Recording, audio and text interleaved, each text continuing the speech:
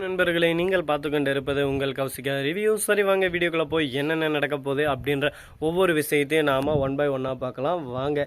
நம்ம வெண்பா இருக்காங்களா, அவங்க இருந்துன்னு அந்த அதிகாரிக்கிட்ட எல்லா உண்மையும் சொல்லிடுறாங்க. இந்த மாதிரி தான் என்னோட பிரச்சனை, இந்த மாதிரி தான் இருக்குது. எங்கள் அம்மா இப்போ வீட்டில் இல்லை, எங்கள் அம்மா வீட்டை விட்டு போயிட்டு இருக்காங்க. என்னை எப்படியாவது எங்கள் அம்மா கூட சேர்த்து வைங்க.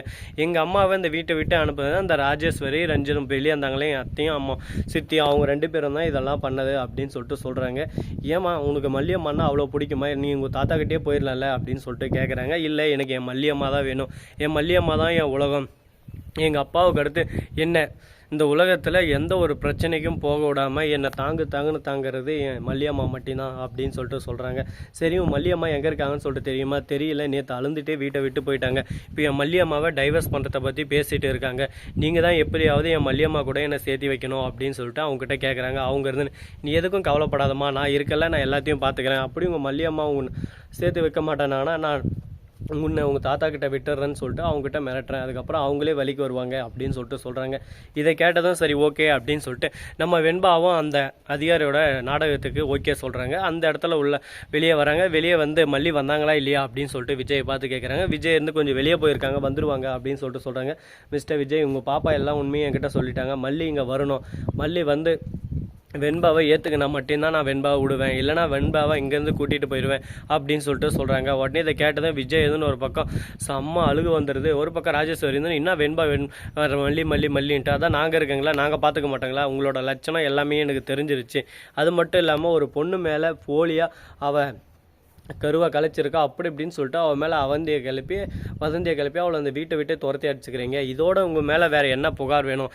இதுக்கே உங்கள் மேலே போர்ஜரி கேஸ் போடலாம் அப்படின்னு சொல்லிட்டு சொல்லியிருக்காங்க. என்ன மேடம் கொஞ்சம் அதிகமாக பேசின்னு போயின்னு இருக்கீங்க, உங்களோட ஹையர் அதிகாரி எல்லாருமே எங்களுக்கு தெரியும், அவங்ககிட்ட எல்லாம் நான் பேசுகிறேன் சரியா அப்படின்னு சொல்ல ஓ அப்படி வரீங்க, நீங்கள் முடிஞ்சால் ஃபோன் பண்ணி யார்கிட்டேன்னு கேளுங்க, என் பேரை மட்டும் சொல்லுங்கள், அதுக்கப்புறம் என்னோட ரேஞ்ச் என்னன்னு உங்களுக்கே தெரியும். என்கிட்ட இந்த சும்மா இந்த காசு பணம் உயர் அதிகாரி ரெக்கமெண்ட்டு இதெல்லாம் வச்சுக்கூடாது, நான் யாருன்னு எனக்கு நல்லா தெரியும்.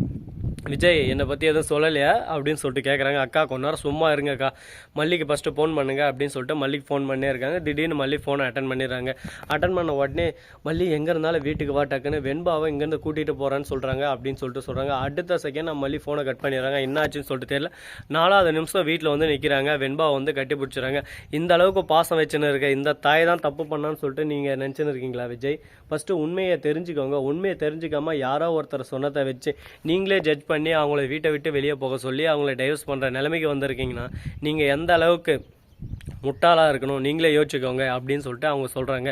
என்ன மேடம் உங்கள் இஷ்டத்துக்கு பேசின்னு போயினே இருக்கீங்க, அவள் பண்ண தப்பாலாம் நாங்கள் சுட்டி காட்டினா நாங்கள் தப்பானவங்க, அவள் நல்லவளா அப்படின்னு சொல்லிட்டு அவங்க சொல்கிறாங்க. ஒரு பக்கம் ராஜேஸ்வரி ரஞ்சிதம், நீங்கள் 2 பேரும் என்னென்ன பண்ணுறீங்க என்னென்ன வேலை பண்ணுறீங்க எல்லாம் எனக்கு தெரியும், தேவையில்லாமல் வார்த்தையில் விடாதீங்க, வார்த்தையில் விட்டால் அள்ள முடியாது, அதை ஃபஸ்ட்டு நல்லா தெரிஞ்சுக்கோங்க. இப்போ உண்மை எல்லாமே நான் வெளியே கொண்டு வர போகிறேன். நீங்கள் எந்த ஹாஸ்பிட்டலில் போனீங்க? சிஎஸ்கே தானே, அந்த ஹாஸ்பிட்டலில் டாக்டர் என்னோடய ஃப்ரெண்டு தான் இப்போ வந்துன்னு இருக்கா அப்படின்னு சொல்லிட்டு சொல்கிறாங்க. அந்த டாக்டர் வந்த உடனே நடந்தது எல்லாத்தையும் சொல்கிறாங்க. உடனே அந்த நர்ஸும் இழுத்துன்னு வந்துட்டாங்க. நர்ஸ் வந்து எல்லாம் உண்மையை சொல்லிடுறாங்க. காசுப்பட்டு நான் தான் இவங்க சொன்ன மாதிரி டேப்லெட் எல்லாம் வச்சேன், எல்லாமே என்னோட தப்பு தான் அப்படின்னு சொல்லிட்டு சொல்கிறாங்க. இதை கேட்டதான் அப்படியே சும்மா கொல்ல வெறியில் இருக்காங்க. ஐயோ என்னடா இது, இந்த மாதிரி நம்மளை மாட்டிவிட்டேன். ரஞ்சிதம் ராஜேஸ்வரி ஒரு பக்கம் முழிக்கிறாங்க. அக்கா நீங்கள்லாம் இருக்கிறதுக்கு எல்லாமே இருக்கலாம், உங்களெல்லாம் நான் ஒரு அம்மாவாக நினச்சின்னு இருந்தேன், ஆனால் நீங்கள் இந்த அளவுக்கு மட்டமாக இறங்கி என்னை கொச்சப்படுத்திட்டீங்க, மல்லி என்னை மன்னிச்சிருன்னு சொல்லிட்டு விஜய் மல்லி காலில் விழுந்து கதறார். ஒரு பக்கம் மல்லி இருந்து நான் எதுக்கு சார் உங்களை மன்னிக்கணும், நீங்கள் புரிஞ்சிக்காமல் பண்ணதுக்கு அது உங்கள் தப்பு இல்லை, யாராக இருந்தாலும் கோவப்படுவாங்க, ஆனால் நீங்கள் ரொம்ப கோவப்பட்டீங்க, அவ்வளோதான் விடுங்க அப்படின்னு சொல்லிட்டு இந்த மாதிரி மனைவி கிடைக்கிறதுக்கெல்லாம் நீங்கள் கொடுத்து வச்சுக்கணும் விஜய், இந்த மாதிரி மனைவியெல்லாம் நீங்கள் தாங்கணும். சித்தின்ற பேரில் வந்து எல்லாம் கொடுமைப்படுத்தி இந்த சொத்தை எப்படி திருடின்னு போகிறதுன்னு தான் பார்ப்பாங்க. ஆனால் உங்களையும் தாங்கி இந்த வீட்டையும் ஒரு பக்கம் நல்லபடியாக நடத்தின்னு வெண்பா மேலே உயிராக இருக்கிற இப்படிப்பட்ட ஒரு பொண்ணை நீங்கள் என்றைக்கும் விட்டுறாதீங்க. அதை ஃபஸ்ட்டு நல்லா புரிஞ்சுக்கோங்க. யார் பேச்சையும் கேட்டு யாருக்காகவும் இவங்கள ஒருக்கிற வேலை வச்சுக்காதங்க அப்படின்னு சொல்லிட்டு சொல்கிறாங்க. இதை கேட்டால் ரொம்ப சந்தோஷப்படுறாரு நம்ம விஜய்.